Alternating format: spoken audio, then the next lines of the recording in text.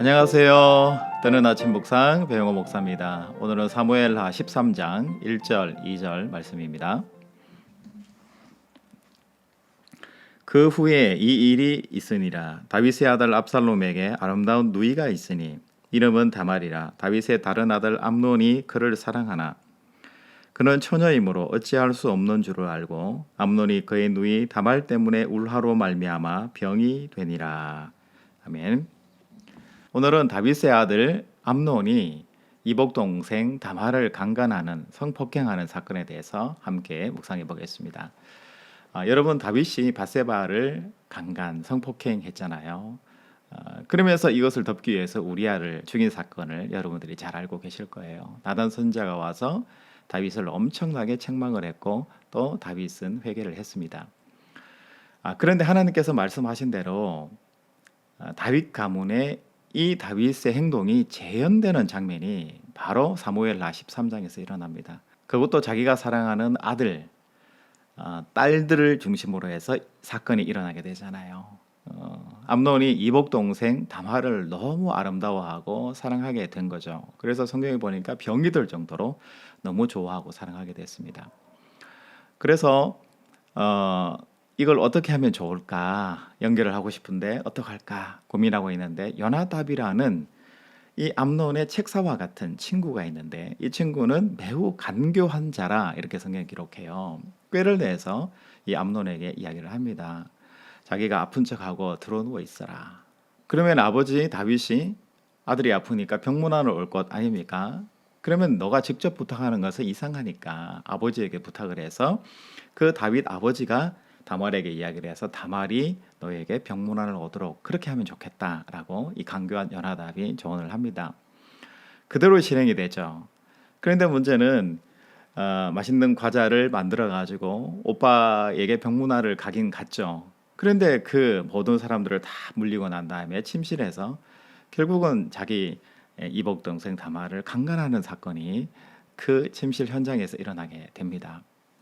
여러분, 이 사건을 바라볼 때 다윗은 두 가지를 현장에서 목도하게 되는 거잖아요.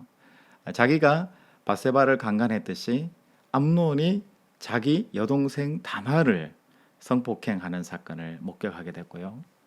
자기가 이 사건을 덮기 위해서 우리아를 전쟁터에 내보내서 죽였는데 이제 압살롬이라는 그 다말의 오빠가 아들이 자기의 장자 이 암논을 또 죽이는 이 두 가지 사건을 자기가 직접 재현되는 것을 확인하게 되는 비운의 아버지가 되는 거예요.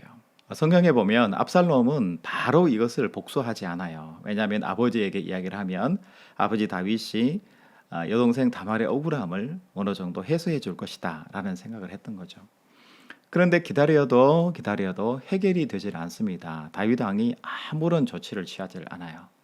여러분, 다윗 왕이 왜 조치를 취하지 못할까요? 그것은 자기가 똑같은 행동을 취했기 때문에. 만약에 암논을 처벌하려고 그러면 어떻게 해야 돼요? 자기부터 먼저 처벌을 해야 되는 거잖아요. 그러니까 이러지도 못하고 저러지도 못하고 다윗은 권위를 잃어버린 아버지자 권위 없는 왕이 지금 되어가고 있다는 것을 성경에 지적하는 거죠. 여러분, 이 요나답이라는 친구가 굉장히 간사한 친구라는 것을 알 수 있잖아요. 다윗 왕이 그런 일들을 했다라는 걸 알고 있으니까 암논, 너가 똑같은 일을 해도 다윗이 너를 정죄하지 못할 것이다 라는 것을 이미 간파하고 알고 있는 거잖아요. 이게 얼마나 간교한 것이고 결국은 이 다윗과 아들을 이간질시키는 그런 행위인데요. 참 간교한 자라는 것을 우리가 또 한번 생각할 수 있는 것 같아요. 다윗은 자기가 심은 대로 뿌린 그 죄를 그대로 가정 안에서 자식들 속에서 재현되고 거두게 되는 비운의 부모가 되는 거예요.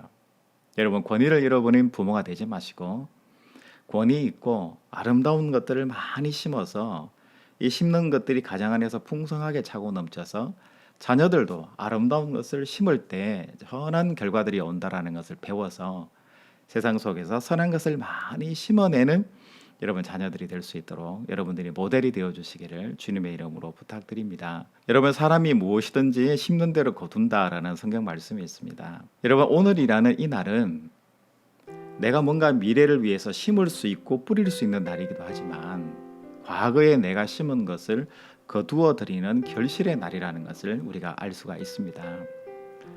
여러분, 하나님께서 우리에게 한 날 한 날 우리에게 허락해 주셨는데 이 오늘이라는 이 단어가 하루가 매우 매우 소중한 날인 것 같아요. 내가 오늘 무엇을 심든지 미래에 그대로 거둔다는 이 진리를 여러분 잊지 마시고 아름다운 것들을 많이 심어내시는 뜨아 가족들 되시기를 주님의 이름으로 축복합니다. 무엇보다도 부모된 자가 또 스승된 자가 어른된 사람이 무엇을 심는가에 따라서 우리의 후배들이 배우는 거고요. 우리 자녀들이 배우는 것이고 또 우리의 모든 사람들이 식구들이 배우게 되는 거잖아요. 여러분 모델이 되는 그런 하루가 되시기를 바라고요. 그리고 구체적으로 여러분 삶의 자리에서 한번 실천할 수 있는 과제를 한번 말씀드리고 싶은데요. 그게 뭐냐면 일찍 자고 일찍 일어나는 거예요. 구조적으로 일찍 잘 수 없고 일찍 일어날 수 없는 구조를 사실은 현대인들은 많이 가지고 있는 것 같아요. 그런데 여러분 이것을 한번 습관을 한번 바꿔보시기 바랍니다. 그러려면 여러 가지 포기해야 되는 부분이 많이 있을 거라 생각이 들어요. 여러분 포기에 너무 집중하지 마시고 일찍 일어났을 때 생기는 더 좋고 많은 훌륭한 것들에 대해서 여러분 좀 생각을 하셔서 좋은 습관을 가정 내에 만들어내시는 여러분들의 가정 그리고 개인 되시기를 주님의 이름으로 축복합니다.